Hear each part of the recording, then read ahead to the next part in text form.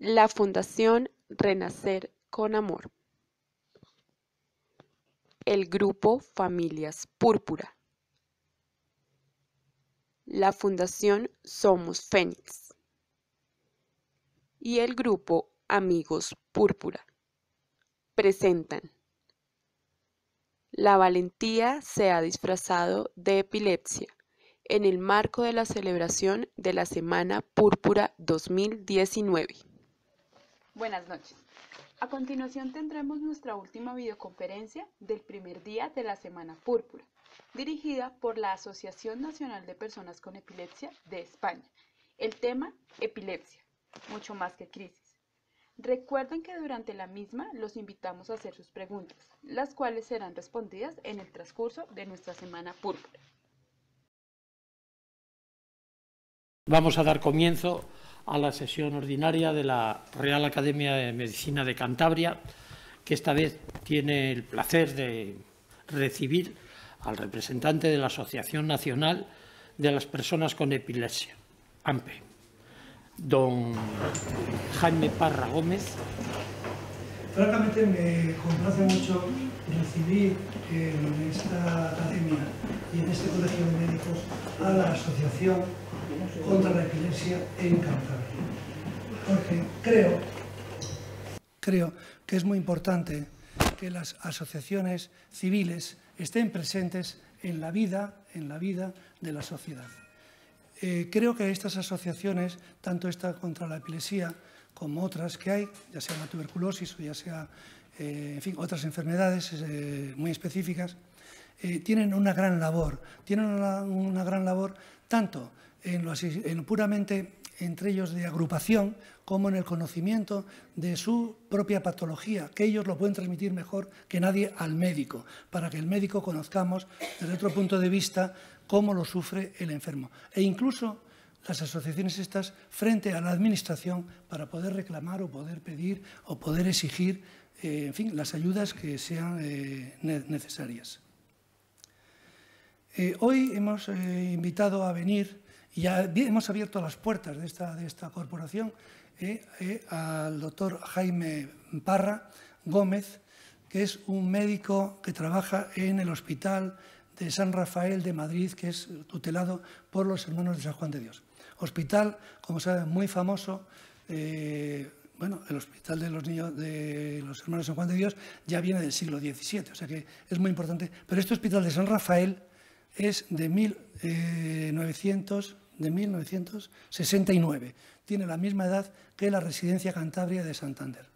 En este momento hemos traído entonces al doctor Jaime Parra, que no todos le conocerán, y del cual debo decir lo siguiente. Nació en Madrid, se licenció en Medicina en la Facultad de San Carlos de Madrid, posteriormente hizo el MIR en la especialidad de Neurología en La Paz, en el Servicio de Neurología de La Paz de Madrid, y después durante 10 o 13 años ha estado fuera de España en ciertos hospitales, en unos hospitales, uno de ellos en Holanda, donde había un hospital de referencia para la Organización Mundial de la Salud en el tema de la epilepsia, otros en Inglaterra y otros también después en Michigan, en Estados Unidos, en hospitales de su especialidad o servicios de su especialidad. Y al regreso de España hizo el doctorado, si no me equivoco, en la Universidad de Navarra, recibiendo la calificación de sobresaliente cum laude, premio extraordinario. Bien, pues el doctor Parra pues, es autor de más de un centenar de trabajos sobre temas de su especialidad, es una eminente personalidad en su materia.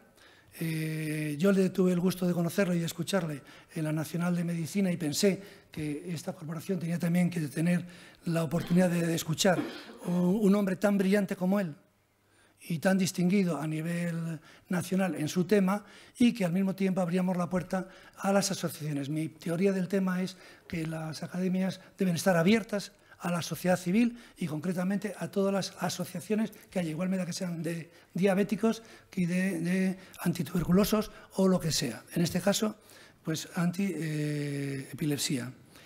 Y bueno, Pues nada más, no perder el tiempo en más presentaciones y decirles que tomen buena nota de lo que él va a decir y luego aprovechémonos de sus conocimientos para que al final haya un coloquio y podamos aprovechar esta reunión. De todas formas, la presidenta nacional de la Asociación Española contra la Epilepsia me encargó y me encareció que al presidente de esta corporación y a la Junta Directiva le diese las gracias por abrir las puertas tanto de la academia como la del colegio para que pueda venir aquí el profesor Parra.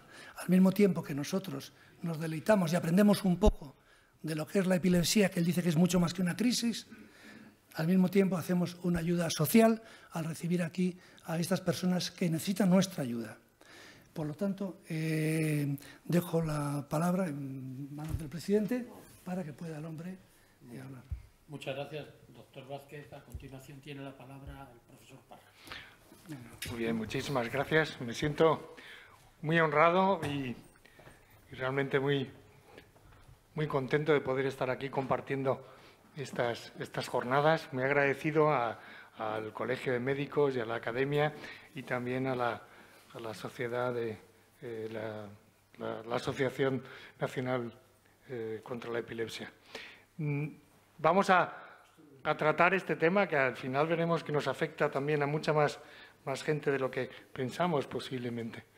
Epilepsia, como se utilizaba antes, pues viene, como dice el diccionario de la Real Academia, del latín tardío y originalmente del griego, y significa ataque, una posesión. Y la definen como una enfermedad, como ven, caracterizada por esos accesos repentinos que dicen que es convulsiones. Bueno, esto es una de las cosas que quiero desmontar aquí también, ¿no? La epilepsia no es una enfermedad. La epilepsia son muchas enfermedades, muy distintas, muy variopintas, que tienen como síntoma común, como vínculo común, el tener crisis epilépticas, pero son muchas. Y eso es lo que hace también a veces que las asociaciones no tengan tanto poder como puede ser un Alzheimer. El Alzheimer aparece siempre en un segmento de edad muy determinado. La epilepsia, como veremos, aparece en todos los segmentos de la edad y lo hace más especial en ese sentido. Entonces, sabemos que lo que es una crisis epiléptica es como una pequeña tormenta cerebral, ¿no?, que altera nuestros circuitos cerebrales, nuestra electricidad nativa que tenemos, de tal forma que nos desconecta ocasionalmente. Y esta es la imagen de la crisis más llamativa, lo que llamamos una crisis bilateral tónico-clónica, según la nueva terminología. Antiguamente, crisis generalizadas tónico-clónicas. Uy, se me ha pasado. ¿Cómo se me...? Vaya, hombre. A ver, ahí. Es que con esto todavía me tengo que apañar, con lo del iPad. Bueno, aquí como bien pinta el artista, pues es como una auténtica posesión durante unos minutos de esa persona, ¿no?, con la angustia que genera también en la madre. Eso es algo que todo el mundo puede reconocer. Sin embargo, como veremos, hay muchas más crisis que pasan desapercibidas. Muchas veces en la consulta, cuando alguien te dice, no, he tenido solo una crisis, hablas con él y resulta que ha tenido mucho más. Pero esta es como la punta del iceberg que no pasa desapercibida en ningún caso, pero que hay muchas más. Y esta es la mejor metáfora que conozco para explicar lo que es la epilepsia. Es la metáfora del río de la epilepsia según Lennox, que será conocido de muchos por el síndrome de Lennox-Gastaut y demás. Y es que muchas causas pueden contribuir a un síntoma común, como son la repetición de crisis, la epilepsia. Y esas causas pueden estar a un nivel que no podemos determinar, que puede ser a un nivel microscópico, a nivel de moléculas sinápticas, de transmisión cerebral a nivel de canales de sodio, de potasio, o puede estar un poco más a nivel superior, a nivel medio, que sería pues un problema que puedes distinguir a nivel celular. Pero también puede ser un problema, que es lo que solemos ver, que podemos ver a nivel macroscópico, es decir, que puede tener una infección antigua, o puede tener un accidente cerebrovascular, puede tener un trauma que desemboque en la epilepsia. Al final, esta es la vía final común, es la repetición de crisis. ¿Cómo vamos entendiendo ahora la epilepsia? Pues estamos teniendo un proceso en la Liga Internacional contra la Epilepsia de cambio en cuanto a ver cómo podemos estructurar lo que sabemos de la Liga. Y esta es mi forma de la epilepsia, quiero decir, y esta es mi forma de entenderlo. Empezamos comprendiendo cómo son las crisis, lo que llamamos la semiología ictal, qué es lo que pasa cuando una persona tiene una crisis. Luego tratamos de distribuir esta clínica en tipos de crisis, que nos puede ayudar a poder elegir mejor el tratamiento. Y luego lo tratamos de englobar en una entidad que llamamos síndromes, es decir, crisis que aparecen en personas determinadas, de una determinada edad, que comparten un cierto pronóstico, etc.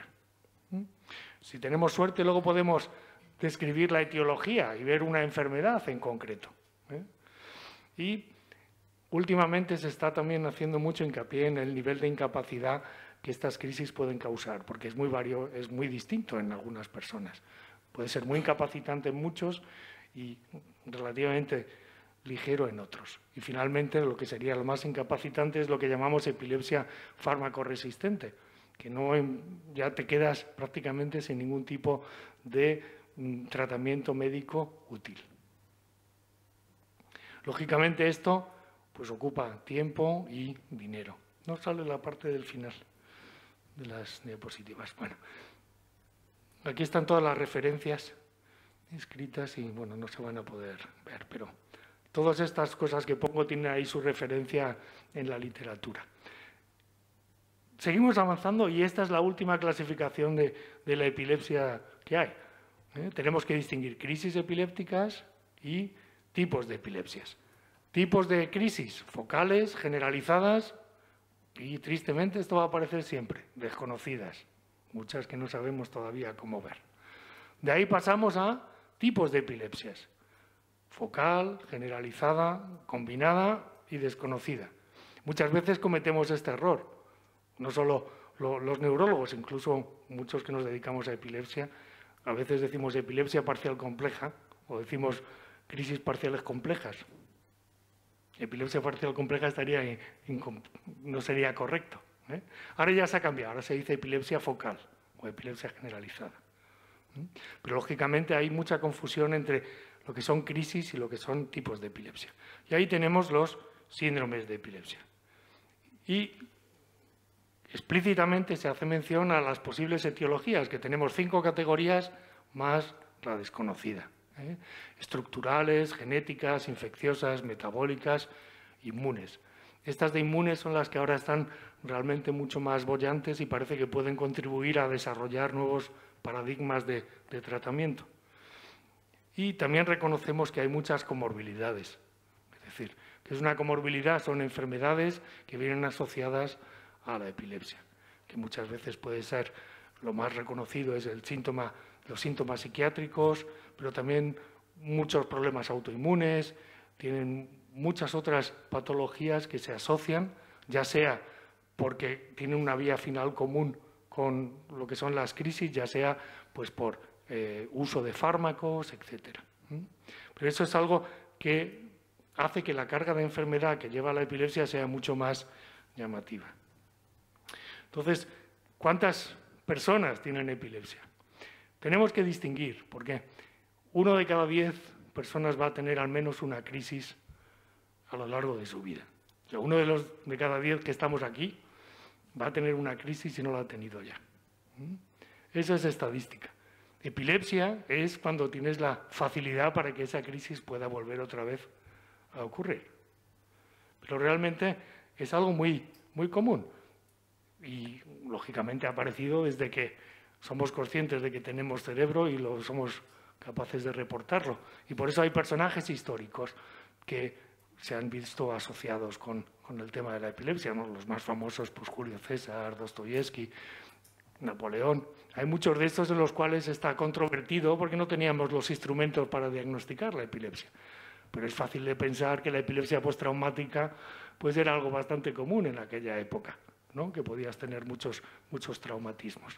Pero eso da idea también de que el tener crisis realmente no tiene por qué significar que vas a ser un discapacitado mental o que no vas a poder desarrollarte bien. Hay que ver siempre qué tipo de crisis son. Pero calculando, estos son datos de la Liga Internacional contra la Epilepsia de 2015, pues hay unos 65 millones de personas que padecen epilepsia. Son 2,5 millones de personas son diagnosticadas anualmente. Y es el 1% de la carga total de enfermedad aproximadamente. Esto es equivalente a lo que puede ser el cáncer de mama o cáncer de pulmón. Y yo diría más, es algo más. Porque cuando decimos que una persona tiene Alzheimer, tiene demencia tipo Alzheimer, también puede tener epilepsia. De hecho, muchas personas con Alzheimer acaban teniendo epilepsia. Pero son tabulados como enfermedad de Alzheimer, no son tabulados como epilepsia. Si uno tiene un accidente cerebrovascular, es tabulado como accidente cerebrovascular. Si tiene una epilepsia secundaria, eso no computa. Luego, es realmente la punta del iceberg. El caso es que totalmente o globalmente las autoridades sanitarias utilizan los DALYs, es decir, los años perdidos de salud que debería ser de vida sana. Pues en total, la friolera de 17,4 millones de años de personas perdidos por estos síntomas, por estas enfermedades que tienen en común lo de la epilepsia. Realmente, en cuanto a daño, tiene mucho más, por ejemplo, que el Alzheimer, en cuanto a años perdidos. ¿Por qué? Porque el Alzheimer ocurre a una edad que ya realmente es el final de tus días, digamos. Puede ocurrir a una edad muy avanzada, pero no es lo mismo que la epilepsia, que ocurre a todo lo largo de la edad. Y te puede ocurrir cuando tienes 8 meses o cuando tienes 25. Y como veremos, también ocurre cuando uno pasa de los 50 o de los 60. La epilepsia en Europa, ¿cómo estamos? 6 millones de personas tienen epilepsia en Europa, y aunque siempre se pensaba que era una cosa de niños, veremos que es también una cosa de adultos. Hay unos 400.000 casos nuevos al año. Si uno se pone con la máquina, eso es un caso por minuto. Cuando lo reducimos así los datos, son escalofriantes, ¿verdad? 100.000 niños y adolescentes cada año, y aquí está a lo mejor lo inesperado. Todo el mundo pensaba, la epilepsia es algo de niños, ¿no? Esas cosas que se piensan. Pues hay incluso más, hay 130.000 casos actualmente mayores de 65 años, y subirá.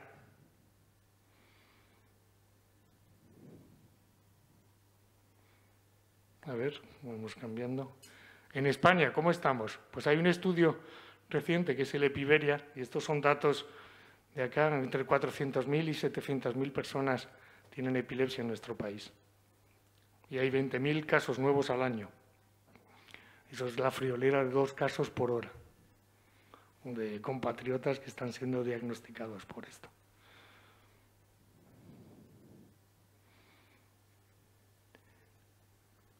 Como decimos, el diagnóstico de epilepsia tienes que tener, lógicamente, crisis. Pero la epilepsia es la facilidad para tener crisis de forma repetida. Una crisis no significa que tenga una epilepsia, o crisis en un determinado contexto, como crisis febriles, no significa que tenga una epilepsia. Pero ahí hemos cambiado también. Tradicionalmente se decía, se puede diagnosticar epilepsia con 2 crisis no provocadas. Esa era la definición tradicional. Decía, no, ha tenido usted una crisis, tenemos que ver, si tiene otra, quiere decir que sí que tiene epilepsia y va a tener que tener tratamiento. Eso ha cambiado desde hace unos años, porque ya con una sola crisis, ya si se encuentran argumentos por los cuales puede pensar que eso va a volver a pasar, ya se puede hacer el diagnóstico. Ahora, el hacer el diagnóstico no es fácil, nos lo han puesto un poco complicado, porque ¿cómo se hace el diagnóstico? Si tiene una sola crisis y el riesgo de recurrencia es superior al 60% en 10 años. Eso no es fácil de hacer. No tenemos unas tablas para ver usted qué es lo que le va a pasar, ¿no? Eso es algo bastante delicado, pero tiene que tener algún tipo de argumento en la resonancia, en las pruebas de neuroimagen o en el electroencefalograma, que le digan, mire, no hace falta esperar a la segunda, porque ya seguramente va a volver a ocurrir. La epidemiología, pues como vemos, tiene dos picos grandes. Un pico a la primera edad temprana y luego otro pico ya por encima de los 65 años. ¿Qué está pasando ahora? Cuando se ve los datos esto es del año 16, del 2016, la incidencia de epilepsia en los últimos 30 años, o 50, en el 73 a 2013. El caso es que vemos en cuanto a niños que van aumentando la incidencia. ¿Y eso por qué? Pues parece que no lo estamos haciendo bien, ¿no? Realmente tenemos cada vez más casos de epilepsia a pesar de hacerlo mejor. Esta es la consecuencia de tener mejores servicios de asistencia infantil. Los prematuros cada vez salen más adelante, pero a veces tienen que pagar este peaje. Muchos de esos prematuros que salvan en las unidades de cuidados intensivos al final acaban teniendo epilepsia. Y por eso la epilepsia infantil está aumentando. Pero también va a aumentar la epilepsia de una manera mucho más marcada en los mayores de 65 años. ¿Y eso por qué? Por el aumento en las expectativas de vida que tenemos, y ya se va a aumentar en un 5 veces va a ser superior. Estos son los datos. Y eso es por el aumento en la calidad de vida que tenemos, en la longitud de la vida, y que estamos más vulnerables a tener pues, los achaques de tener un accidente cerebrovascular, de tener enfermedades neurodegenerativas que se asocian con epilepsia. Y si vemos, por ejemplo, la esperanza de vida, que hoy en día está en Japón, que tiene 83 años, pero España está en quinto lugar, ahí con 82,8. Entonces, las perspectivas es que va a haber mucha más epilepsia en estas edades en nuestro entorno. Y bueno, así es como va a caminar así el mundo, ¿verdad? Y quería hacer una mención a epilepsia y calidad de vida, porque son años perdidos que hemos dicho de vida, y tenemos una reducción de la esperanza de vida de entre 2 y 10 años, una tasa de mortalidad entre 2 y 3 veces superior a la población sin epilepsia, y un aumento de hasta 4 veces el riesgo de comorbilidades que reducen sensiblemente la calidad de vida.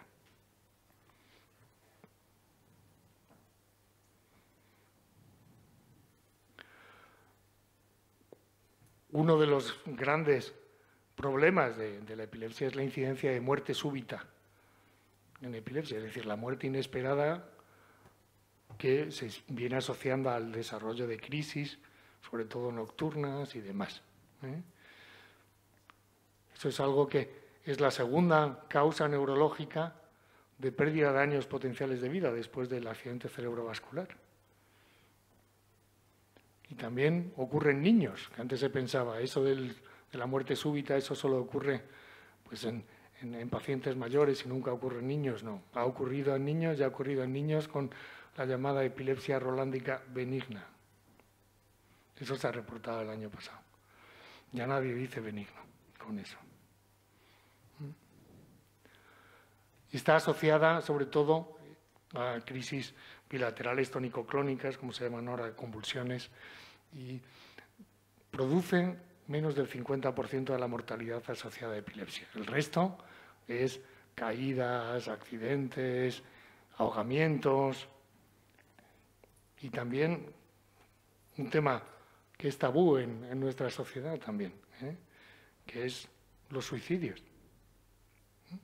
El riesgo absoluto de muerte no natural, como dicen aquí, es bajo, 0,3 a 0,5%, pero el riesgo por intoxicación accidental de fármacos y de sobredosis es muy elevado.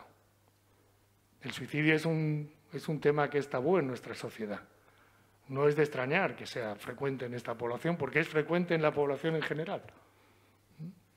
Pero esta gente tiene también más a mano las medicaciones para este tipo de ingesta. Ese es un problema que realmente es un fracaso del sistema cuando estas cosas pasan.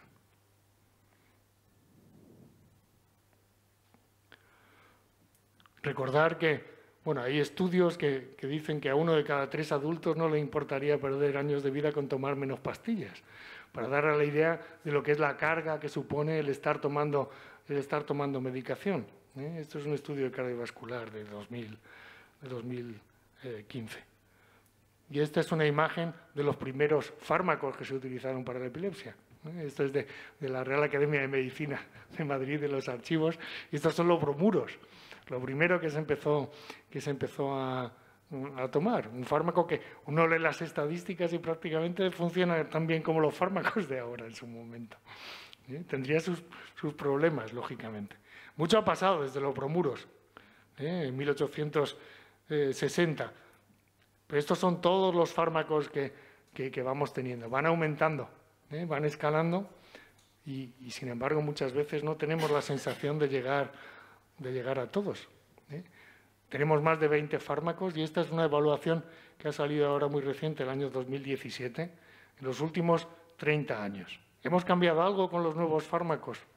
Realmente, estas son las probabilidades que tenemos de conseguir liberar a un paciente de sus crisis con un primer fármaco. Pues alrededor del 50%, un poquito más. Con un fármaco más, un 12% más. ¿Qué pasa con los demás? Si tenemos que utilizar un tercero, cuarto, quinto, sexto, pues la curva se aplana. A pesar de tener 20 fármacos, seguimos en la curva plana. Es verdad que siempre dices, bueno, a veces los fármacos no están bien llevados a su límite, no han agotado el recorrido, pero aún así, en términos globales, esta es la realidad. Luego tenemos también el tema del tratamiento quirúrgico, como hace aquí este artista, que también puede liberar a muchos pacientes de las crisis. Y también, bueno, en este caso tiene una placa de electrodos subdurales. Ahora está de moda también el tema de la estimulación intracraneal, que también puede ser algo importante en el futuro. Una de las cosas que quería mencionar, porque lo preguntan muchos pacientes, es: ¿pierdes neuronas con cada crisis? Realmente las personas con epilepsia están muy obsesionadas con eso. Es que he oído que perdemos neuronas cada vez que tengo una crisis. Bueno, esto con ratones, se ve que si le pones a una cantidad de crisis ahí sobrehumana, pues parece que sí que pierden neuronas. Pero en humanos nunca se ha demostrado.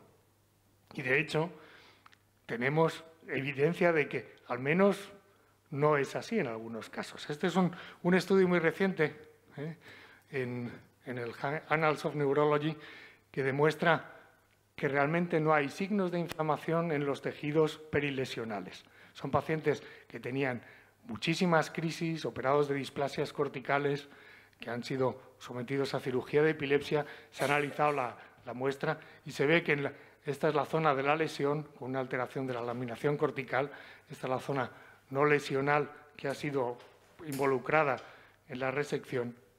Y cuando se ve la zona de la lesión, se ven las alteraciones neuronales típicas, con alteración de la laminación y demás, pero en la zona perilesional no se ven las alteraciones de daño cerebral, no se ven las alteraciones de inflamación, de alteración de secundaria a tener crisis. Es decir, no se pierden más neuronas por el hecho de tener crisis.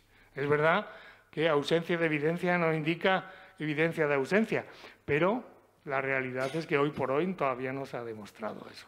Es mejor para la gente que tiene epilepsia decir, mira, eso no es así, eso ocurre en ratones, porque realmente si piensas que cada crisis que tengas vas a perder neuronas, ya es para deprimirte demasiado, no llegamos a ningún lado. Pero si tenemos estas neuronas que se queman con cada crisis, ¿no? Si consideramos la crisis como un pequeño incendio, tenemos que considerar que muchas veces lo peor no está en las crisis, que a lo mejor son una o dos al año en muchos casos. A lo mejor no son muchas, pero los efectos secundarios de las medicinas sí que son.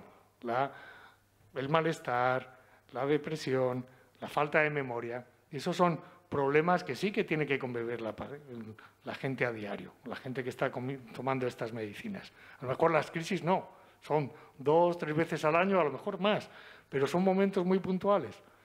Pero los efectos secundarios de las medicinas son constantes, eso sí. Y ahí es donde tenemos también algo que cambiar. Así estas son imágenes de pacientes, de cómo se sienten ellos, y posiblemente esto esté más relacionado con los efectos secundarios que con la propia enfermedad. Esto es el camino de un día, desde el día hasta la noche, pues todo lleno de huecos, de fragmentaciones, posiblemente por falta de memoria, ¿no? Y la sensación de estar ahí como apresado. Fíjense aquí un electroencefalograma, la verdad es que está muy, muy emotivante.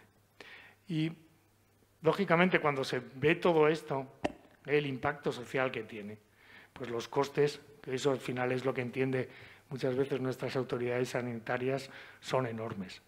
Y estamos valorando los costes de las personas con epilepsia. Si te pones a contar de las familias asociadas a eso, pues ya es muchísimo más, lógicamente. Pero más de 20.000 millones de euros al año. De esas cifras estamos hablando. Bueno, eso ha empezado a cambiar con una publicación del año 2015 de la OMS, haciendo llamada a todos los estados para contribuir a mejorar un poco la carga de enfermedad que supone la epilepsia en todo el mundo. En esta reunión nuestros representantes españoles no estarían en otra cosa, y España fue de los pocos que tampoco firmó este tipo de tratados. Pero hay un programa que realmente debería estar implementado por todos los estados con la idea de reducir al menos la carga que supone el llevar estas crisis. ¿Cuáles son las prioridades? Porque ahí se basan en este tipo de documentos de la Liga Internacional. Bueno, pues mejoras en el cuidado médico, acceso al especialista, promocionar el acceso después de una primera crisis y estudiar bien a las personas después de una primera crisis y, bueno, armonizar un poco la situación desigual que tenemos en Europa. En España tenemos todavía una situación muy desigual, muy fragmentada, ¿no?, por todo nuestro sistema sanitario. Y también destinar fondos a reducir el estigma y la carga de enfermedad que supone la epilepsia. Concienciación, modificar percepciones, aumentar el conocimiento, educación y, por último, legislación. Esos son los puntos cardinales de este tipo de documentos. Porque el estigma es algo inherente a este tipo de enfermedades y posiblemente una de las cosas que más carga causa en las personas con epilepsia.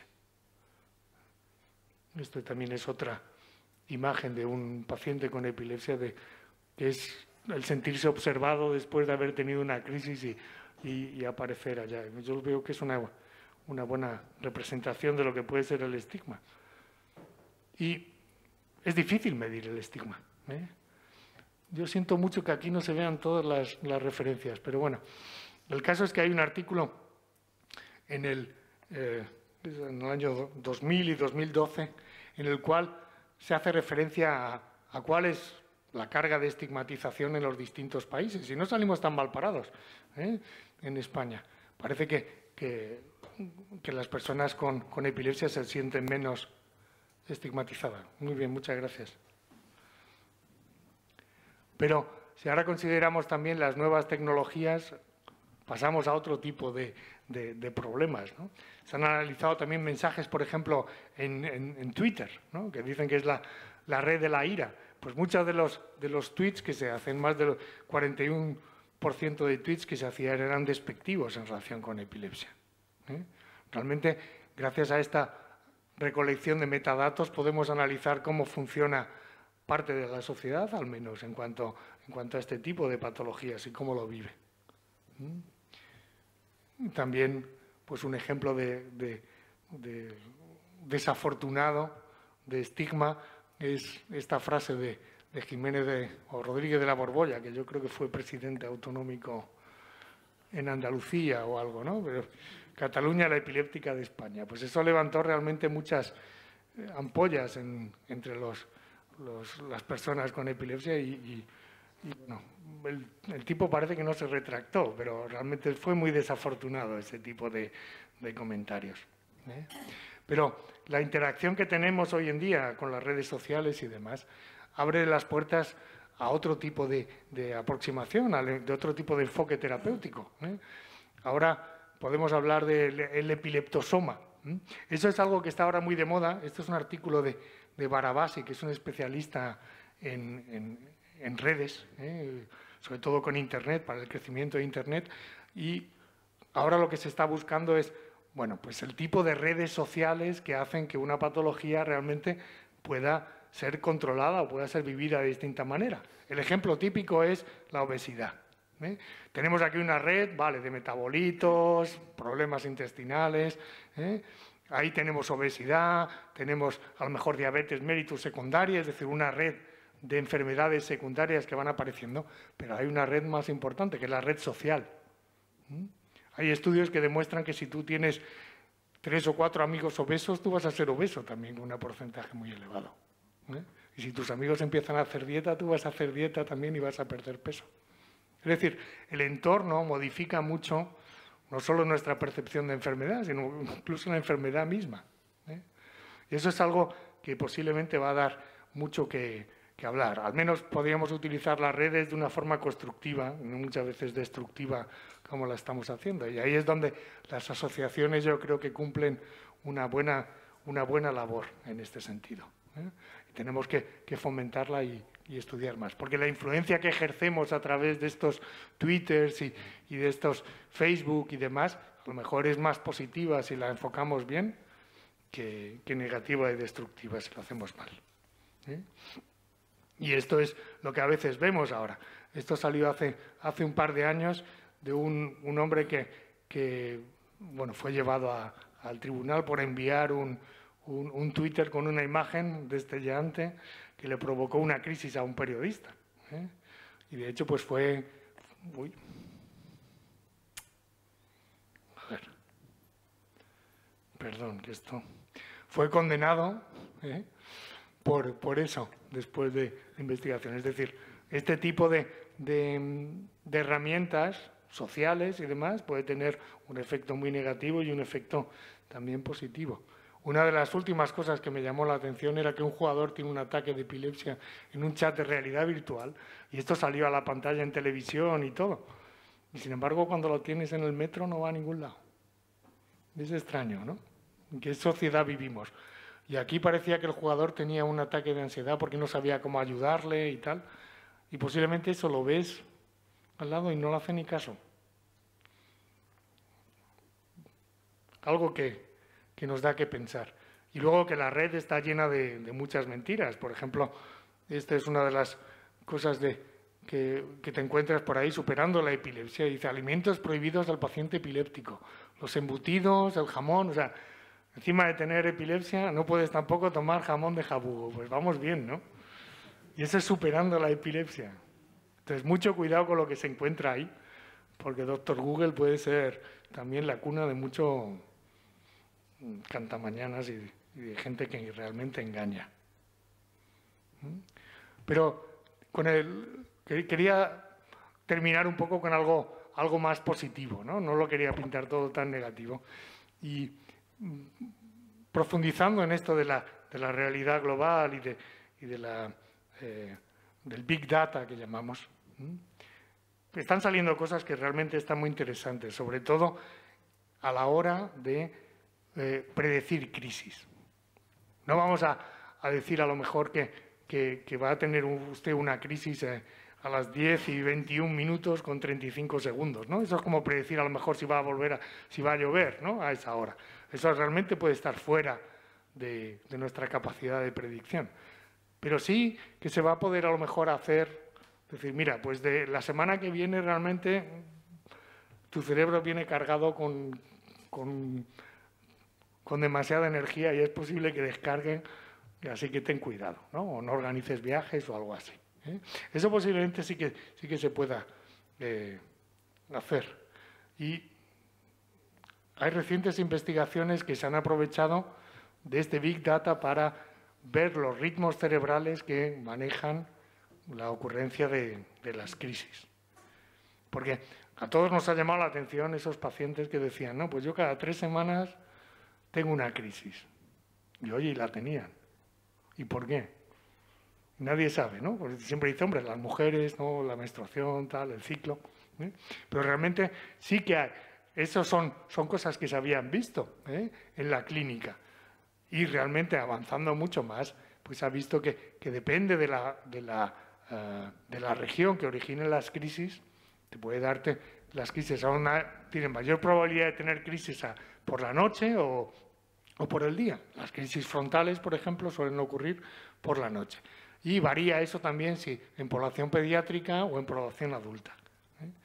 Ahora, el último artículo que ha salido, realmente ha salido hace unas semanas, y es una explicación a por qué ocurren estos ciclos. Realmente sí que tenemos unos ciclos cerebrales, pero son difíciles de ver.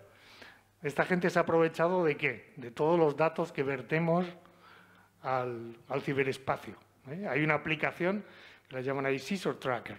Es como el seguimiento de las crisis. Entonces, pues cantidad de gente está poniendo ahí su calendario de crisis y demás. Ahí datos y datos y datos. Y analizando los datos de más de 1000 y pico pacientes, han descubierto que realmente, efectivamente, el ciclo de unos pacientes era circadiano, es decir, día-noche, en más del 80% de ellos. La mayoría lo tenían. Esto quiere decir, este es un gráfico de estos polares, la mayoría de las crisis en este individuo se producen entre 8 y 12. Hay alguno que sale fuera, pero más del 80% están allí. Pero no se queda solo eso ahí. Casi entre un 10 y un 20% tenía un ciclo semanal. Por ejemplo, en la madrugada de lunes a domingo. De domingo a lunes. En este particular paciente. Eso lo ves. La gente te dice, no, yo es que tengo las crisis los viernes, o tengo las crisis a final de mes. Digo, eso será porque ves la nómina, o sea, porque ¿qué puede haber ahí, ¿no? Tiene que haber algún tipo de mecanismo interno, de recambio de neurotransmisores o algo que cause estas cosas, porque ya se están describiendo los ciclos ultradianos, ¿no? Es decir, circadiano son los ciclos de 24 horas, ultradiano es de más de un día, Pues tenemos ciclos incluso mensuales, y estos ciclos en estas personas no están relacionados con el sexo, con las hormonas, con nada, está relacionado con algo más. ¿Por qué esto puede ser importante?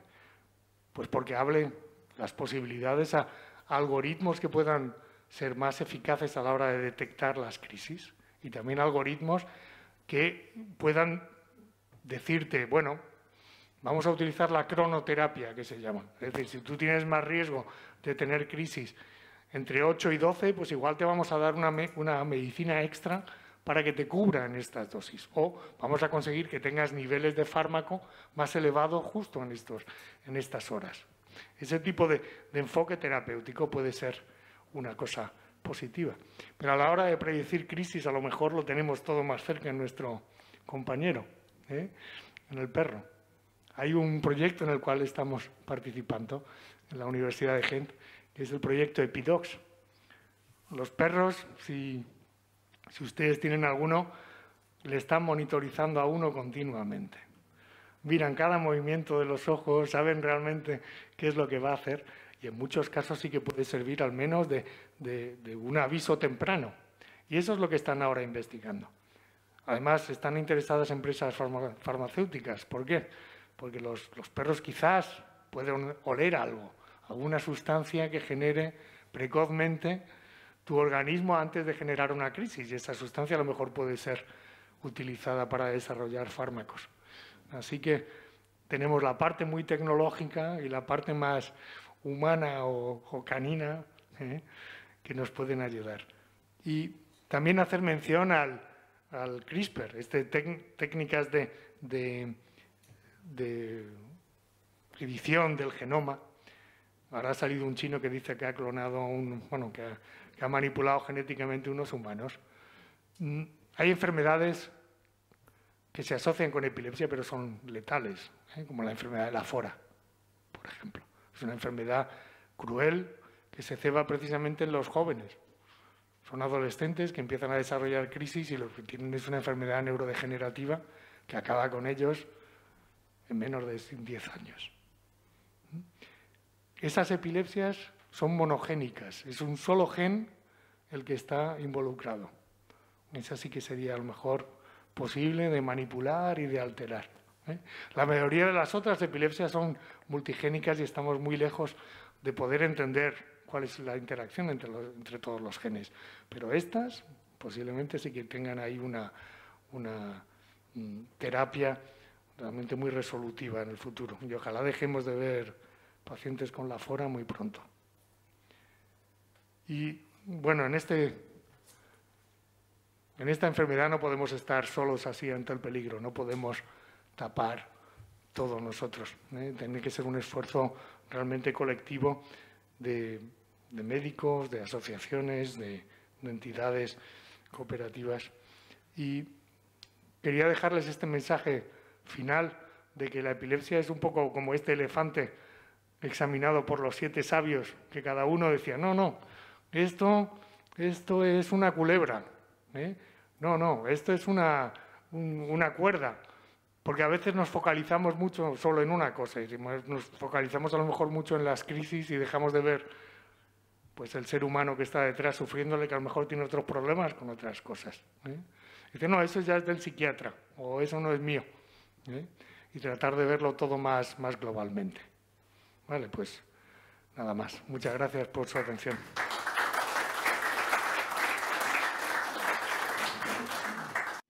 Para terminar, nos gustaría que enviaran sus opiniones, recomendaciones y nos cuenten qué les quedó de aprendizaje de la videoconferencia. Estaremos pendientes de responder sus inquietudes a lo largo de la Semana Púrpura. También queremos brindar nuestro agradecimiento a la Asociación Nacional de Personas con Epilepsia, AMPE de España, por su colaboración. Les recordamos seguirnos en nuestras redes sociales. En Facebook nos encuentran como Amigos Púrpura, Renacer con Amor, Familias Púrpura y Somos Fénix. En Instagram nos encuentran como @amigospúrpura, @renacer con amor, @familias púrpura. En Twitter nos encuentran como @amigospúrpura. Y no olviden suscribirse a nuestro canal de YouTube, Amigos Púrpura. Buenas noches y nos encontramos mañana en nuestra próxima videoconferencia.